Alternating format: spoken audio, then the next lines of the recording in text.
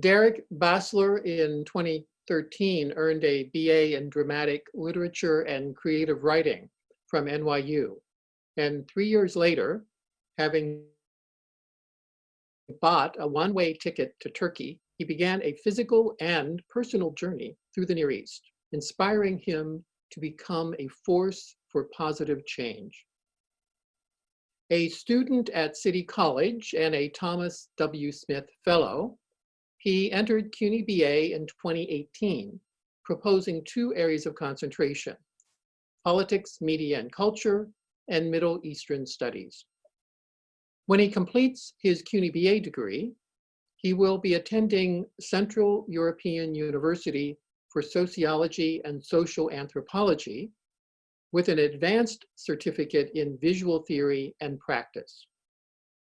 He will be discussing his project titled Blood Boundaries, undertaken in July 2019 in a small Albanian village. Please welcome Derek Basler. Thank you, Kim. And I also just want to extend a very heartfelt thank you to everyone for showing up. My professors, my mentors, my mother showing up. I mean, it really means a lot. So if we can go to the first slide, please. So located in the Tropojë region on the traditional territory of the Lekë tribe, which is one of more than 60 different clans found within the northern Albanian mountains, lies a remote village called Soraj. I first visited Soraj on my own in the summer of 2017. While I was traveling across Albania, I heard rumors of the tribes in the northern mountains. These rumors mostly pertain to their violent practices, such as intertribal warfare and centuries-old blood feuds. I decided I had to examine this for myself. With my time in the village, these rumors seemed dispelled entirely. I experienced an enormously rich culture and a hospitality unlike anything else I have witnessed before or since.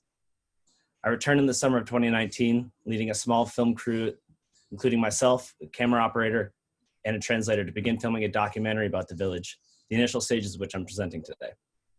Go to the next slide, please. To understand the village of Soraj and the nature of the project I'm currently undertaking, we must understand a little bit of the history of Albania, to which the history of Soraj and its residents is inextricably linked. One of the most prominent figures is a man by the name of Lekë Dukajini, who lived during the 15th century.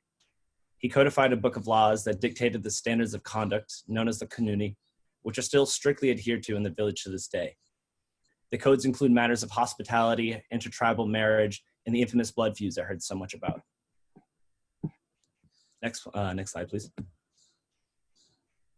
He was a Catholic, as is the entirety of Soraj. This Catholic identity is an essential component of the residence. While Albania is a predominantly Muslim country, owing to nearly 5 centuries of Ottoman rule, religion overall in the country is a complicated topic. Next slide, please. This is primarily due to this man, Enver Hoxha. He ruled Albania with one of the most repressive communist dictatorships for 40 years. Under his reign, religion was outlawed entirely. The church in the center of Soraj was one of the only places of worship still in operation under Hoxha's regime.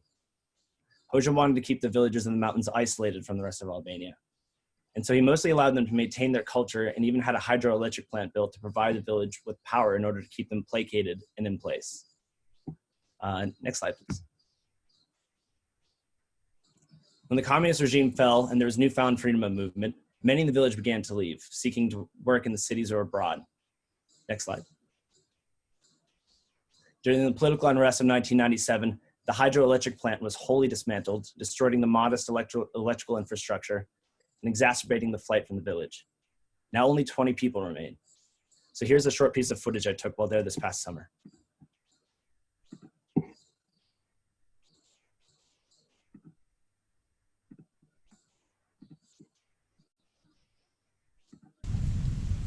What is Kanuni? Kanuni is a book written from a person called Lekë Dukajini. That was the constitution of Albania during that time. There were rules about everything, about marriage, about feasts, about killings. That's where the blood thing started.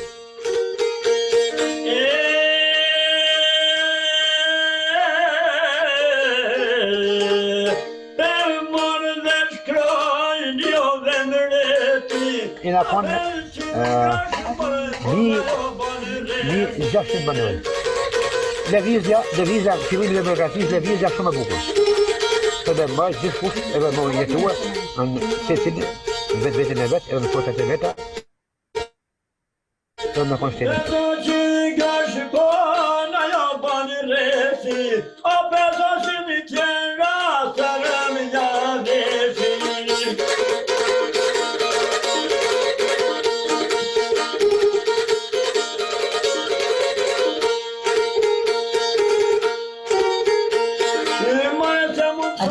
Kokën është mirë këtu, nuk dësohet ka një emër turist, ka pas shumë mirë strukturoj.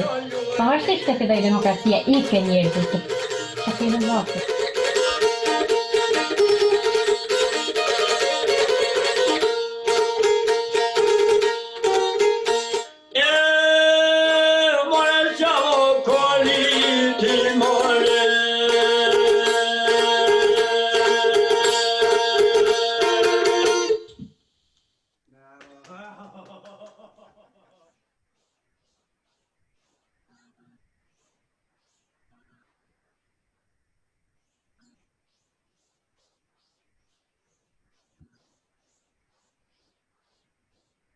All right, if we can move to the next slide, please.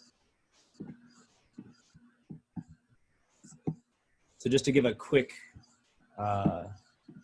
just point out something quick about this photo here. This is my favorite photo that we took on this trip. This man is now 99 years old. He's turning 100 next year. And he was such a saint to us. I just think about all the things that he experienced and witnessed over his life. And he's still such a firecracker. It was amazing. But anyways, moving forward, I plan on finishing this project as my master's thesis. Aside from a survey of the traditions, history, and folk music, there are a wide range of questions I seek to answer. How have opportunities for work in the cities of Albania or abroad altered perceptions of these individuals' homeland in the mountainous villages? Is village identity fortified by the residents' distance as they move to the cities, or they come to adapt more generalized notions as being Albanian above being from a specific place or region? How is their Catholic identity evolved from the atheistic state under communism? How does it interact with their Muslim neighbors in Tropojë? Even in urban settings, do their religious and cultural traditions still hold sway? To what extent does the practice of blood feuds affect and represent notions of honor, justice, and kinship?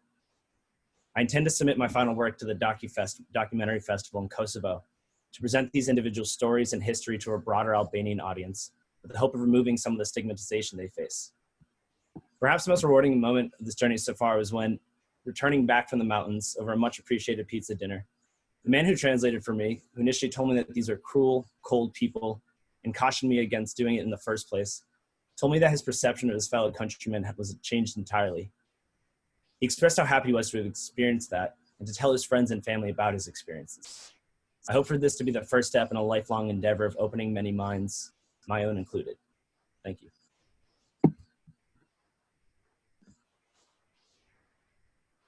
No, thank you, Derek. My goodness, I could continue listening to you for a while.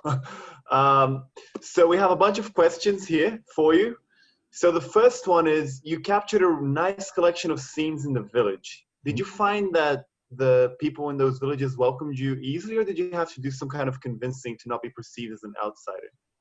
So it was kind of interesting at first, because when I first went up there myself, it had, like, I emerged from the woods and like there was people in this village and they just took me in instantly. Their hospitality was incredible. There was no questions about it. And then when I tried to return and try to give them some money for housing me and giving me food, they were absolutely not. They wouldn't take any of it. So when I went back, it was the same sort of deal. The hospitality was incredible. I mean, like I said, there's a very strong cultural tradition of treating your guests with the utmost respect and honor. The thing that was a little bit interesting was trying to film. They were a bit apprehensive of that at first, and it took a while for us to sort of get them to open up. So when I went up there with my translator, he was only there for a couple days, and then myself and my other camera operator, we stayed for about another week. And it was sort of during that time when we weren't able to speak, we weren't really able to communicate effectively. We didn't speak the same language.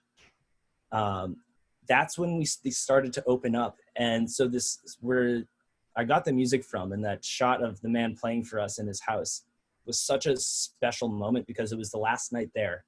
And he finally, and right before we're going to bed, he pulls out his chiftali, and he just sort of motions that he's going to play it. And we watched him as he sort of restrings it. His wife's sitting there like trying to like hold up a phone because there was no lights. We had a little portable light with us too. And he's like brushing the dust off it. And then he just starts playing, and it was just so incredible. And that's when we sort of realized that, okay, we can do this. This is why we want to come back. There was other examples of people, they were okay with us filming, like the one man who was also playing the shiftali in there. He was a riot. It was amazing. But yeah, so now where I'm at now is at a position, now they know me very well. They remembered me from the first time, they remembered me from this time, and we can go back and actually film and get the stories. That sounds absolutely fascinating. A kind of intimacy to this journey where each moment is like you step into the person's world. Yeah. And you have to see how to navigate meanings that perhaps you have to reconsider in your mind. So, and Absolutely. New customs. I'm getting a lot of questions, and I don't know what to do. All right, decision making. Well, I can put my email out if anyone wants to reach out. I'd love to. Yeah, that would be great. I think if all of our presenters could put some kind of contact information, as Talisa has done, Lauren as well. Derek, please do that. I'll ask you one more question, and then please add your emails to the chat box aimed at everyone. So what is their perception of the people who live in the cities? Or are they aware of how others in the country view their villages? So, all right, so let me answer the first part of that. The perception is how they're viewed in the city is, like I said, there's been this stigmatization around the people of the mountains for quite some time, both in terms of non-Albanian populations, mostly due to early anthropology. There was a couple of, like a very small handful of early anthropological studies that were done that really, really focused on the violence. There was one woman, and her name escapes me, and it's very unfortunate right now, but in the early 1900s, she became known as the Queen of the Mountains because she went up there and earned their trust, but like sort of saw and wrote about these sort of violent practices. Now, in terms of Albanians' perceptions, what I saw was a very similar idea. Like I said, my translator at the very beginning, he was so not about it. I was kind of, it like really scared me at first because I was like, I remember going up there the first time and I was like, no, what are you talking about? They're great. And I was like, maybe that was just a fluke. I couldn't sleep the night beforehand. I was like, what am I doing?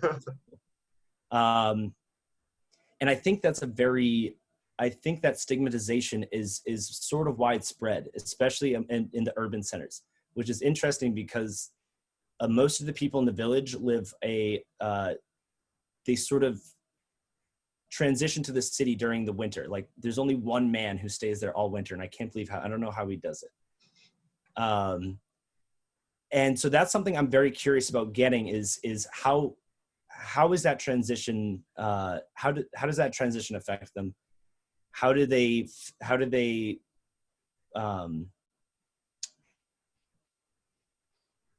transition into that sort of lifestyle after living in this isolated existence for a while?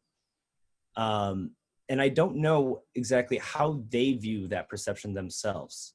Again, it's another thing that there was a lot of questions that this opened up for me. This initial trip was mostly about getting a sense of the history, sort of laying the groundwork of getting the connections and meeting the people. And so I have like a list of the length of my arm of questions that I need to go and figure out. But it does sound like it was a context setting that you're doing at first, and now you can follow on to more specific areas. Yes, exactly. Now, I look forward to the follow-ups. All of our presenters seem like they owe us all follow-ups of amazing, amazing work. We can't wait.